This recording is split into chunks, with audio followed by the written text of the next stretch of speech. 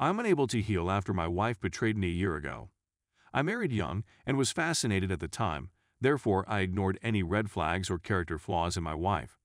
However, she was emotionally attached to me, so we married a few months into our relationship. She became pregnant shortly after, and we moved in with her parents because I was stuck in her nation during the lockdown. Anyway, because we were in a serious relationship, I thought it was superfluous for her to have male friends on her Instagram account. She was fine with everything until I was going to delete her so-called relative, who was actually a cover-up and a person with whom she had some type of friendship/a short thing. I didn't realize it was her ex till later. She argued with me about it and then re-added him. Now, I know she lied about her encounters multiple times, if not large falsehoods, then tiny lies that she later amended. Keep in mind that I didn't mind it, but it was the fact that she lied about it that bothered me. This made me want to sit her down and get her to confess about things, and she began talking about this person she called cousin or like a cousin, or like a brother, and how she complimented him in some areas while despising other aspects of his behavior. She told me they met twice, first when she was cheated on by her partner and he traveled from another country to assist her. Second, she went to him. Now, I only know about the second circumstance she told me about, in which he came to her apartment and tried to make contact, kissing her and so on, but she eventually declined and told her she cannot.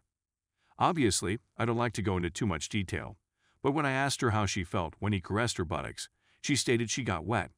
So I'm doubtful about what she's saying since she previously told me that there was this one guy who offered her to a hotel, but she rejected, but afterwards admitted to me that they slept, which she told me in a terrible way while crying. My life fell apart and I froze when I discovered it wasn't her cousin. She sobbed to me and said, "I know who I truly love."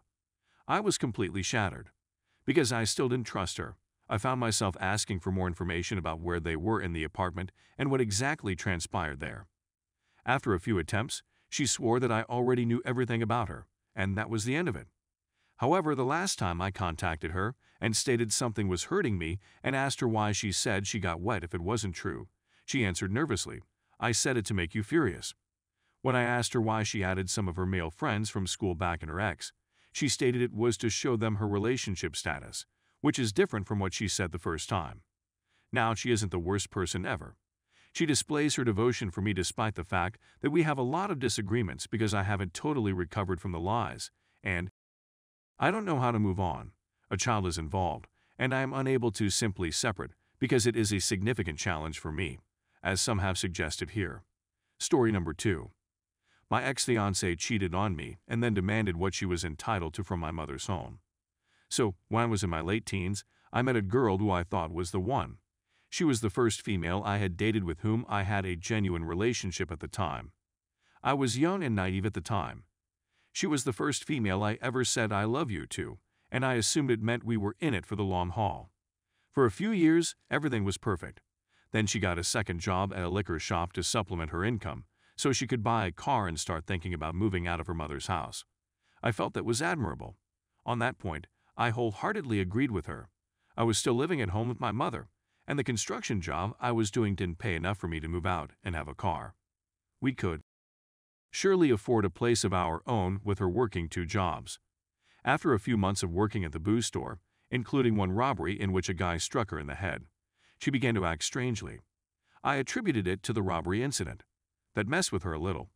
It didn't set off any warning bells, but she had purchased a car and began giving one of her male employees rides home when her shift ended. I didn't think anything of it. That's all there was to it. Not only through her coworkers, but also from her best friend, did I learn that she had been cheating on me with this guy after they left work. She cried and denied it when I challenged her about it. I was madly in love. I trusted her. I just assumed it was jealousy rumors.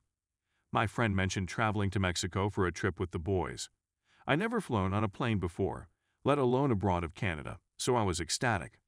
I had some money saved up from work, so 4 of us went, without my girlfriend. I cheated.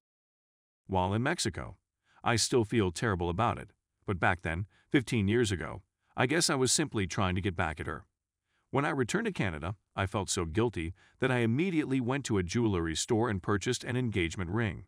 So yes, I used Chandler Bing to find it. She said yes, and everything was back to normal. We had been married for a year and a half.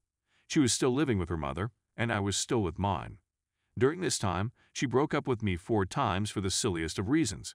She once came over to my house, and her clothes were still wet from when I washed them. Near, but not quite. She stormed out, opening the dryer and grabbing her clothing. When she got home, she dumped me. That was the first occasion. I was devastated. It happened a few more times after that, but they were minor. I wasn't concerned. After the 3rd time, everything was fine. I was out of town on a business training session the last time we split up. On Valentine's Day, I contacted her from my hotel and asked how she planned to celebrate. We have to talk. That's how she began every breakup. I was done at this point. She stated that she wasn't sure whether this was what she wanted to do with her life, yada yada. I concurred. I didn't want a female who would break up with me whenever she was sad. I told her to come over when I got home, bring me the ring, and I'd give her anything she had left at my mother's house. Isn't it simple? Not at all. This is where she goes when she shows up to my mother's place with her mother in tow. She hands me the ring, and I hand her the clothes she left behind, some shampoo and a DVD copy of the notebook that I paid for but didn't want. She appeared perplexed. I inquired as to the nature of the situation. She looked me in the eyes and said, "Shouldn't I get more?" I assumed I had misheard her. I inquired as to what she meant. Well, we were engaged, so I suppose I should get more stuff. Do I have a right to have? I couldn't stop giggling. I'm not even joking. As upset as I knew I'd be for the next several days, it was the moment I realized I had no love or respect for her. We talked for a while with her mother. No one else was home at the time, who similarly believed she was entitled to more than her possessions. I kicked them out after about 5 minutes of them pointing at everything in my mother's house and stating they wanted it. Bye, good luck, I said to her as she stood at the front step, looking like she wanted to fix something. You're going to need it. You both. The bullet was effectively avoided. Wow, that still astounds me to this day. What makes you believe you deserve my mother's possessions, especially when we don't even live together? Epilogue, I still talk to her mother and brother every once and then. My ex is now a fentanyl-addicted 403 who is in and out of jail and living on the streets. She had a little straight edge when we were together. Even refused to try marijuana with me and just drank infrequently. It astounds me when her brother tells me about finding her sleeping in alleys and talking about the government spraying meth in the air to kill homeless people. She also speaks quite ghetto, which is strange considering she was so proper when we were together. I'm always curious what would happen if I happened to see her working on a street corner. I'd probably feel nothing but pity for her at this stage in my life. That's all I've got. I'm still baffled as to how she departed as hard as she did. Unfortunate. Edit. Some typos have been corrected. I also came up with an amusing tidbit that I thought I'd share. This girl was unable to drive. She got a car, a maroon-colored POS, and drove it for maybe a month before wrecking it. Her insurance company provided her with a rental automobile, which she then drove into a pole in the first week. I suppose they rejected her a rental after that.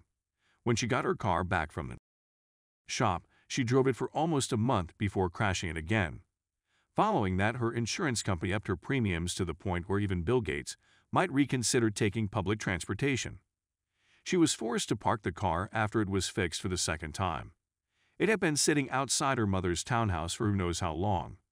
My friend, who lived across the street from her, said she watched my ex practically every night come home from work, start her car, sit in it for a while, shut it off, and then walk inside.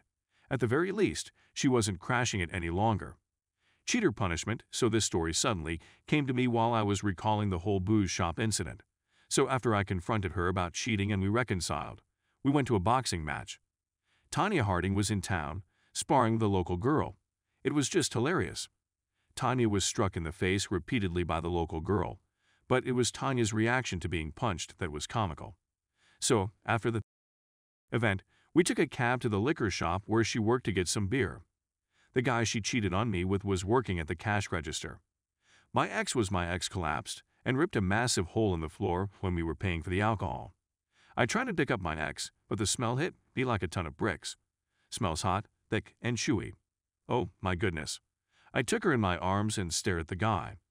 He had a nasty expression on his face. Ducker, chew on that for a while. Long time after edit. So I'm receiving a lot of flack for being an idiot and claiming that everything is a hoax. Everything is fine. I met this girl about 17 years ago. Back then, I was a completely different person. I deeply regret cheating on her out of maturity, and clearly, I wasn't ready for a meaningful relationship at that moment. In terms of proof, I'd be delighted to speak with a mod and provide whatever evidence I can. I'm not sure what I can say to prevent folks from calling in on this, but I'll try.